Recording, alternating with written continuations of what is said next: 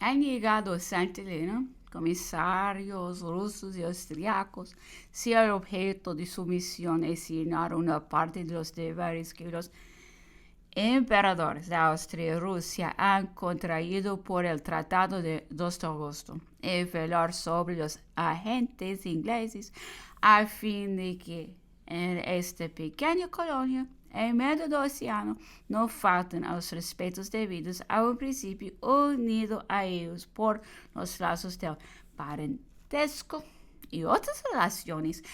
En este hecho se reconocen pruebas del carácter de ambos soberanos, mas vos mismo me habéis asegurado que estos comisarios no tienen derecho ni poder para intervenir en nada de lo que pueda acontecer en este peñasco. El ministerio inglés ha hecho transportar el emperador Napoleón a Santa Elena hacia este peñasco situado bajo el trópico a 500 leguas de todo continente, sujeto al calor abrasador de esta latitud, cubierto de nublados y nieblas las 3/4 partes del año.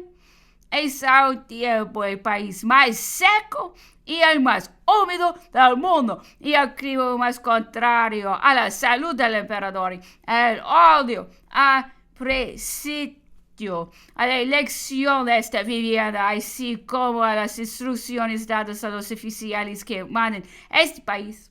Si les ha dado que llaman general el emperador Napoleón, queriendo obligarle a reconocer que no ha reinado jamás en Francia.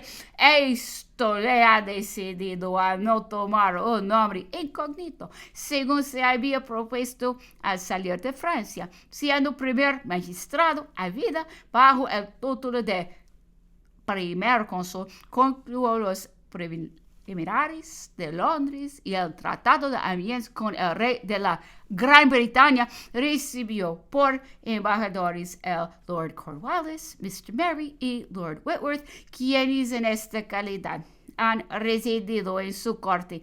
Calificó como tal cerca del rey de Inglaterra, el conde de Otto y el general Andriossi, que han estado de embajadores en la corte de Windsor, habiendo verificado un cambio de despachos entre los ministros de relaciones extranjeras de ambas monarquías. Lord Lauderdale vino a París autorizado con plenos poderes del rey de Inglaterra, trató los potenciarios de Napoleón y residió muchos meses en la corte de Tuileries.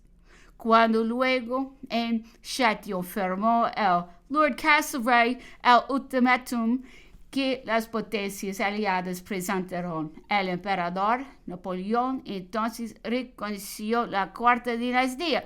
Este ultimátum era más ventajoso que el Tratado de París, pero se exigía que la Francia renunciase a la Bélgica y a la orilla izquierda del Rin, lo cual era contrario a las proposiciones de Frankfurt, a las declaraciones de las potencias aliadas y al juramento hecho por el emperador al tiempo de su coronación de conservar la integridad del imperio.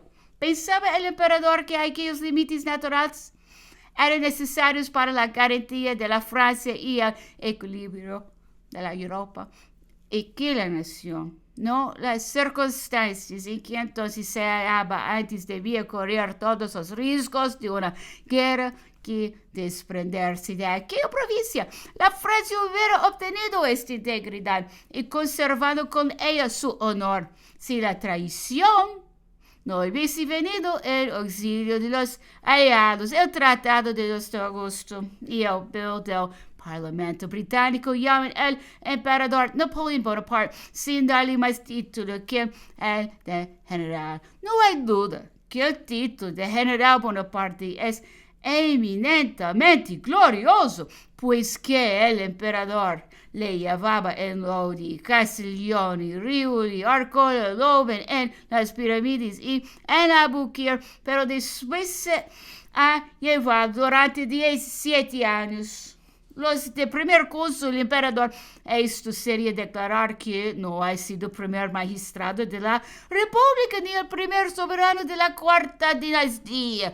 Los que piensen que las naciones son unos ganados que pertenecen de derecho divino a algunas familias no son del siglo ni del espíritu de la legislación inglesa, la cual varias veces ha cambiado el orden de la dinastía solo porque los grandes trastornos de la opinión en los cuales ninguna parte tenían los soberanos habían hecho a estos enemigos de la felicidad y de la mayoría de su nación. Los reyes no son más que unos magistrados hereditarios que solo existen para la felicidad de las naciones y no las naciones para la satisfacción de los reyes. El odio mismo ha ordenado que el emperador Napoleón no pudiese escribir ni recibir ninguna carta sin que fuese abierta y leída por los ministros ingleses y los oficiales de Santa Elena. Así se le ha impedido recibir noticias de su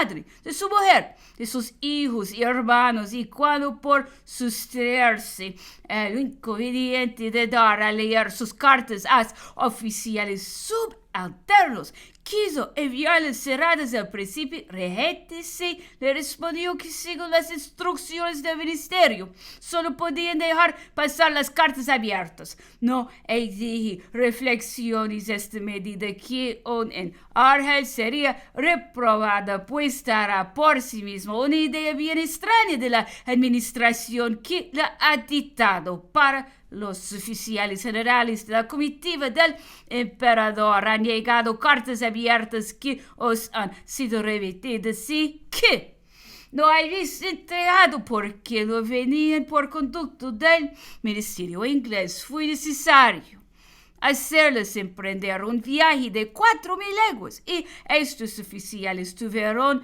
el dolor de saber que en esta misma peña existían noticias de sus esposas, madres e hijos, y que no podrían saberlas hasta 6 meses después. El pecho se exalta de indignación. No se ha podido conseguir el abonarse el Morning Chronicle, el Morning Post y algún periódico francés. De cuando en cuando se envía luego algunos números disvariados del Times. A consecuencia de la petición hecha a bordo del Northumberland, se ha enviado algunos libros de los cuales se ha tenido gran cuidado de separar todos los relativos a los últimos años. Después se ha querido corresponder directamente con un librero de Londres para tener sin rodeos los libros que se necesitasen y lo que pertenecen a los asuntos del día, más bien lo impidieron.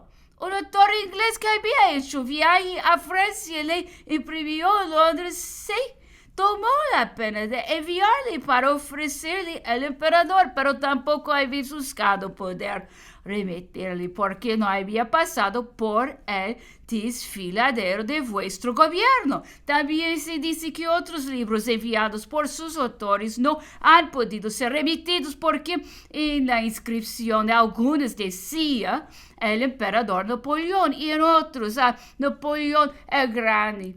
El ministerio inglés no está autorizado para ordenar ninguna de estas vejaciones. La ley, aunque nunca considera al emperador Napoleón como prisionero de guerra, y nunca se ha prohibido a los prisioneros de guerra el abonarse a los periódicos y recibir los libros que se impriman. Semejante ultraje se hace solamente en los calabozos de la Inquisición. La isla de Santa Elena tiene 10 leguas de circunferencia y es inabordable por todas partes. Los barcos rodean la costa. Las guardias puestas en la playa pueden verse una a otra y así impracticable la comunicación con el mar.